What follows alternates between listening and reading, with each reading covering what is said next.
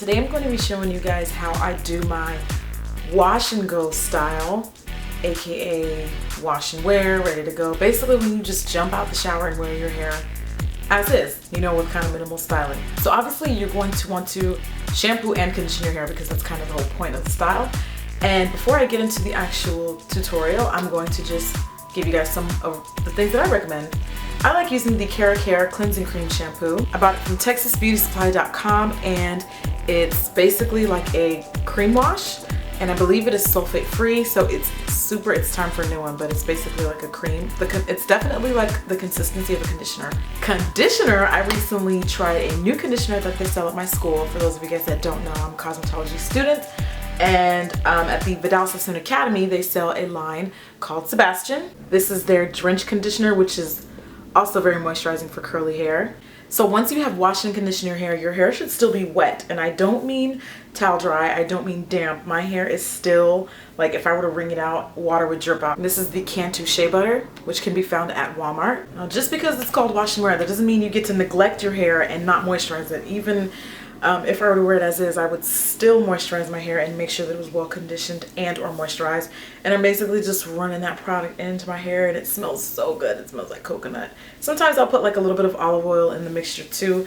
Today I am not going to. I'm just going to use the conditioner as is, and I like to really like get my fingers in there and run the conditioner through the strands. I wash my hair 2 to 3 times a week to prevent product buildup, and the reason why I'm able to do that so often and so frequently is because that shampoo that I recommended to you guys earlier is so moisturizing for the hair. And if you are going to wash your hair as frequently as I do, you need either a great moisturizing shampoo, or you can just co-wash with conditioner.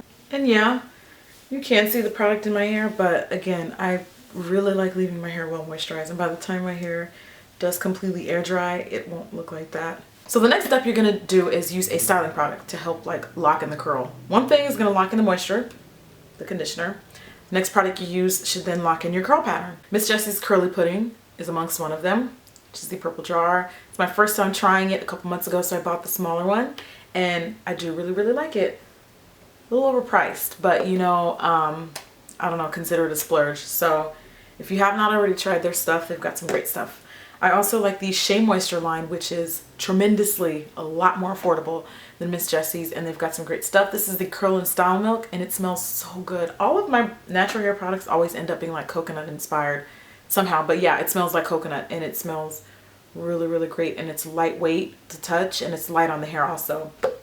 Another one I like to use, but you have to use sparingly because it's gel, is the Icy Intercellular Styling Gel, which can be found like at Walmart, any like drugstore, pretty much anywhere. And yeah, I like this one for a little bit more added definition. Just don't use too much of that one. And these can also be like combined, like sometimes I like using these two together. What I'm using today is first I'm going to use the Shea Moisture and apply that all over the hair.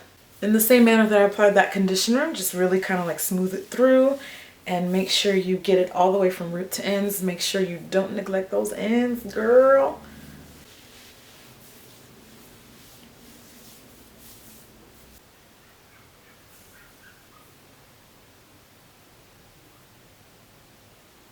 Alright, I pretty much worked the majority of the product into my hair, and how about we put some Miss Jessie's on top. Let's put some Miss Jessie's on top to lock those curls in a little bit better. And you don't want to use a whole lot of this either. I'm probably going to use about that much for my whole head. And make sure I kind of like help stretch and manipulate that hair for the way that I'm going to style it momentarily. And I like, as I'm moisturizing my hair, I just try to like, I wouldn't say pull because I'm doing it very gently, but I try to like stretch and manipulate my hair little bits at a time, get a little bit more stretch out of it, because as you can see, shrinkage is like retarded. Like look at that, look at that. Boop, now you can't see it. And now you do. Boop, now you don't. At this point you can either wear your hair just like this if you want, it's completely up to you, or you can do what I do, which is kind of somewhat like a faux high ponytail, like a big curly poof. I take and I say faux because instead of actually putting my hair in a ponytail, I just take a really loose hair tie. It's just been like cut and stretched, so it's almost like that of a headband, but a little bit smaller. And I gather all of the hair. Be gentle, there's no rush. And then I take that ponytail holder and I surround my hair with it. And then I just start pushing the hair into the tie. Now all of the hair is essentially gathered in there. Now when you want those edges to be laid, girl, laid, I take African shea butter. This is the yellow kind. It's a lot thicker in consistency. And it's great for the hairline area because it helps smooth it so well. This is not the ready to wear way that I wear it, because when it's dry, I want the hairline to be very smooth and sleek. So I take some of that shea butter and I just start putting it little bits at a time along my hairline and then smoothing it backwards. Again, this is one of those things where it's going to look yellow, but shea butter is so good for your hair. My hair literally sucks it all up, all of it. In an hour, this will be gone. And it does not, I have no idea how, it does not cause product buildup. I take a headscarf and I just go ahead and gently tie that around the edges. It's not one of those things that you have to do super tight, guys, because I'm not about to be walking around here with a headache. All for the name of hair. And I tuck the sides where it is, or I tuck the sides in. So from here on out, the style is complete.